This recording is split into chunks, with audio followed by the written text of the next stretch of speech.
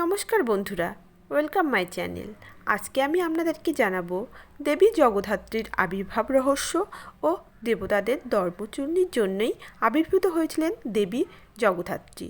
তার কাহিনী আমি আপনাদেরকে জানাবো। তাহলে আসুন জেনে নেওয়া যাক। কারো মতে তিনি দেবী দুর্গার রূপ, কারো মতে তিনি বৈষ্ণবী শক্তির প্রকাশ।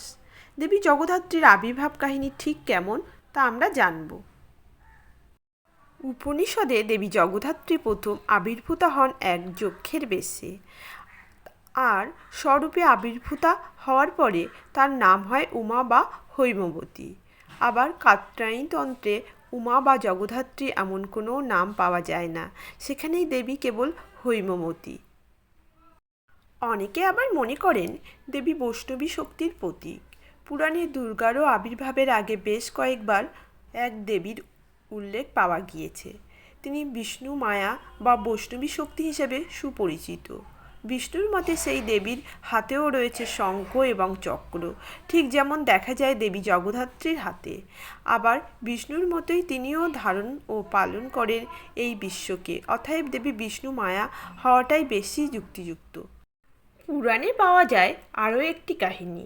মহিষাসুর বধের পর অত্যধিক উল্লসিত হয়ে ওঠেন দেবতারা। তারা মনে করেন দেবী দুর্গা যেহেতু তাদেরই সম্মিলিত শক্তির প্রকাশ, তাই অসুর বধ হয়েছে তাদের মিলিত শক্তিতে। ব্রহ্মার বরের কারণে মহিষাসুরকে কোনো পুরুষ বধ করতে পারবে না, সেই কারণেই কেবল ওই নারীর প্রয়োজন হয়েছিল মাত্র। মূলত তার শক্তি দেবতাদেরই সম্মিলিত শক্তি। এই মনোভাবে অহংকারে পরিপূর্ণ হয়ে ওঠেন দেবতারা। তাদের এই দর্প চূর্ণ করার জন্য পরমেশ্বরী দেবী দেবতাদের শক্তি পরীক্ষা করতে একটি তৃণখণ্ড আড়াল থেকে ছুঁড়ে দেন। ইন্দ্র বজ্র দিয়ে সেই তৃণ ধ্বংস করতে ব্যর্থ হয়। অগ্নি সেই তৃণ দহন করতে পারেন না। বায়ু ব্যর্থ হয় তা উড়িয়ে নিয়ে যেতে, এবং বরুণ দেবের শক্তি সেই তৃণকে জলস্রোতে প্লাবিত করতে পারে না। তখন তাদের সামনে আবির্ভূতা হন পরমা সুন্দরী শালাঙ্কারা চতুর্ভুজা জগদ্ধাত্রী। এভাবেই প্রমাণিত হয় তিনি এই জগতের ধারিণী শক্তি।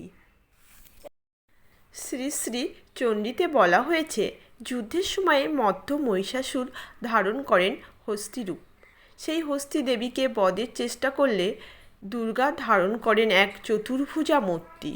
চক্র দ্বারা তিনি হাতির শুর ছেদ করেন। দেবীর সেই রূপটি জগদ্ধাত্রী রূপে পূজিত হন। সংস্কৃত হাতির অপর নাম করি।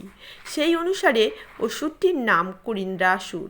তাকে বধ করেন বলে জগদ্ধাত্রীর অপর নাম করিন্দ্রাসুর নিষু তিনি।